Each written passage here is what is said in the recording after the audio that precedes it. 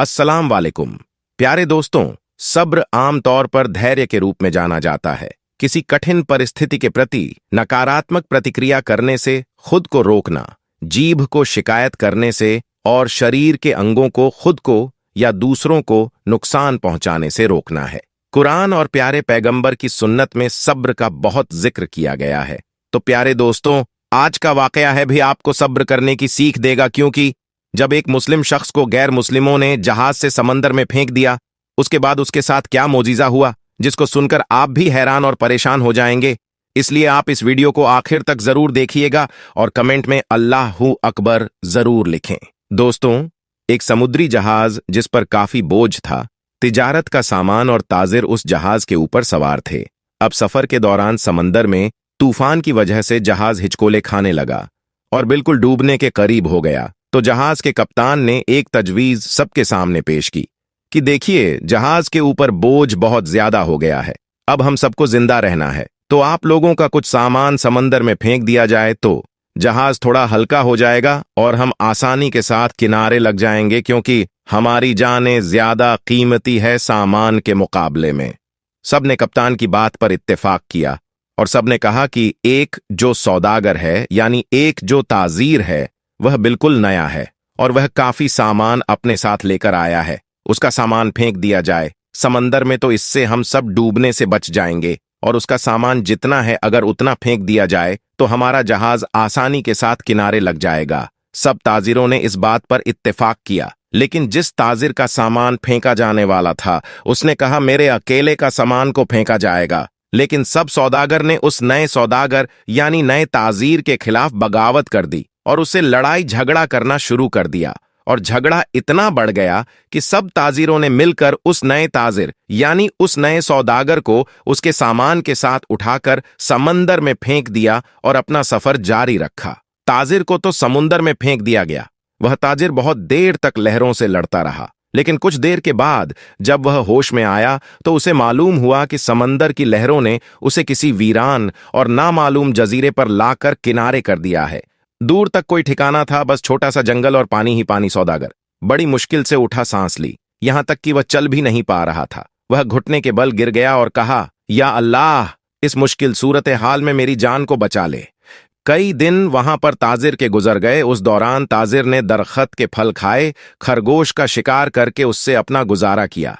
उसको कहीं मीठी नदी का पानी मिल गया, वहां से पानी पीता रात की सर्दी और दिन की गर्मी से बचने के लिए सौदागर ने जंगल से लकड़ियां काट काट कर एक छोटी सी झोपड़ी बनाई। एक दिन हुआ यूं कि जैसे कहते हैं ना, गरीबी में आटा गीला। अब एक दिन वह ताजिर आग जलाकर अपने लिए खाना बना रहा था। अब वो आग चूल्हे की आग थी, उसकी झोपड़ी में लग गई और झोपड़ी लकड़ी की थी और जलने लगी। बचाने की बहुत कोशिश की, लेकिन थोड़ी ही देर में पूरी झोपड़ी जलकर खाक हो गई। अब सौदागर बिल्कुल जमीन पर बैठ गया और आसमान की तरफ देखकर कहने लगा, या अल्लाह, क्यों मेरे साथ ही क्यों सारी मुसीबतें, सारी आजमाइश मेरे साथ ही क्यों? हम लोग भी अक्सर शिकायतें करते हैं कि मेरे साथ ही ऐसा क्यों है, ये आजमाइश मेरे साथ ही क्यों है, ये मुसीबत मुझ पर ही क्यों? ऐसे ही उस ताजिर ने भी कहा, या अल्लाह, एक तो मुझे गलत तरीके से समुंदर में फेंक दिया गया, अब ये छोटी सी झोपड़ी मैंने बनाई थी, या अल्लाह, तूने इसको भी जलाकर राख कर दिया। या अल्लाह, मेरे पास अब कुछ भी नहीं बचा है, मैं इस जगह पर अजनबी हूं, तन्हा हूं। या अल्लाह, ये आफतें मुझ पर क्यों आ रही हैं? ऐसी बहुत सारी शिकायतें उस सौदागर ने अल्लाह की बारगाह में की और गम के मारे वह भूखा ही सो गया। लेकिन सुबह एक हैरत अंगेज वाकया उसका इंतजार कर रहा था। जब वह सुबह उठा तो उसने देखा उसके जजीरे की करीब एक जहाज नजर आया। कुछ लोगों को उसने देखा जो उसे लेने के लिए आए थे, उसकी मदद करने के लिए आए थे। उन्हें देखकर वह बड़ा हैरान हुआ, लेकिन इससे ज्यादा तो वह खुश था, क्योंकि उसके लिए तो जिंदगी आ गई थी, उसकी जान जैसे बच गई थी। वह जल्दी से उस जहाज पर सवार हुआ। खुशी की शिद्दत से उस सौदागर को यकीन नहीं आ रहा था कि वह चल रहा था और जहाज वाले उसे बचाने के लिए आए थे।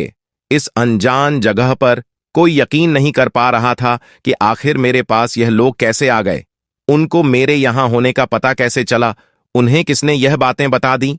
सौदागर ने उन जहाज वालों से पूछा, भाइयों, एक बात मुझे बताओ, तुम्हें कैसे पता चला? तुमने मुझे कैसे ढूंढा? आखिर मेरा ठिकाना तुम्हें कैसे मिल गया? ये तो बिल्कुल अनजान और अजनबी जगह है।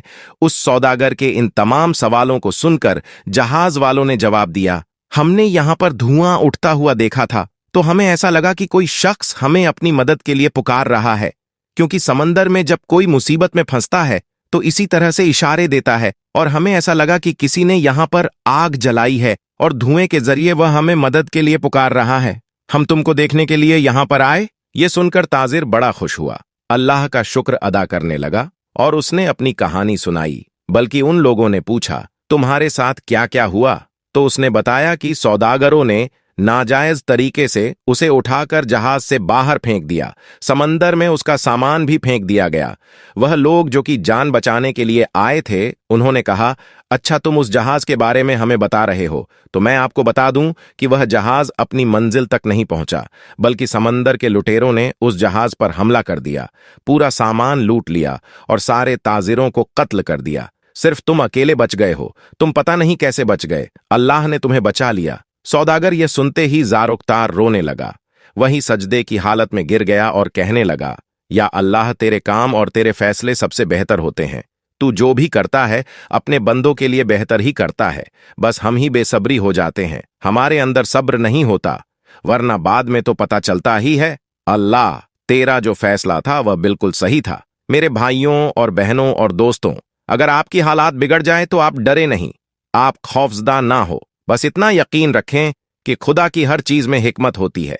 जब भी आपका कोई काम रुक जाए, आपकी कश्ती भंवर में फंस जाए, आपकी झोपड़ी जल जाए, तो यह जान लें कि खुदा आपका अच्छा इंतजाम कर रहा है। दोस्तों, अगर आप अपने दिल को सुकून देना चाहते हैं और दुनिया व आखिरत के लिए आफियत चाहते हैं, तो सिर्फ अल्लाह का जिक्र करें, क्योंकि ये हमारी शैतान से हिफाजत फरमाता है। हमें अपनी हर नमाज में अल्लाह पाक की तारीफ करनी चाहिए। तारीफ में आप अल्लाह पाक के नमों की तारीफ कर सकते हैं कि अल्लाह, तू ही करीम है, तू ही खिलने और झिलाने वाला है, तेरे ही हुक्म से ये दुनिया चलती है, तू हर चीज पर कादिर है। अल्लाह पाक से माफी मांगना, माफी मांगने वाले को अल्लाह पाक बहुत पसंद करते हैं।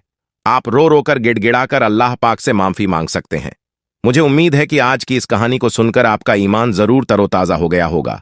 दोस्तों, अगर आज की हमारी यह वीडियो आपको पसंद आई है और आपने आज की वीडियो से वाकई कुछ सीखा है, तो इसे जरूर अपने तक महदूद न रखें, बल्कि अपने दोस्त हबाब के साथ इसे जरूर शेयर करें, ताकि हम इस वीडियो के जरिए जो पैगाम आपको देना चाहते हैं वह पैगाम आपके जरिए आपके दोस्त हबाब तक भी पहुंच जाएं। और इस वीडियो को आप लाइक जरूर करें। अगर आपने हमारे चैनल को सब्सक्राइब नहीं किया है तो अभी सब्सक्राइब कर लें, और आइंदा आने वाले ऐसे ही दिलचस्प वीडियोस की नोटिफिकेशन के लिए बेल आइकन पर क्लिक करना ना भूलें। बहुत जल्द एक और नई वीडियो के साथ आपकी खिदमत में हाजिर होंगे। तब तक के लिए अल्लाह हाफिज।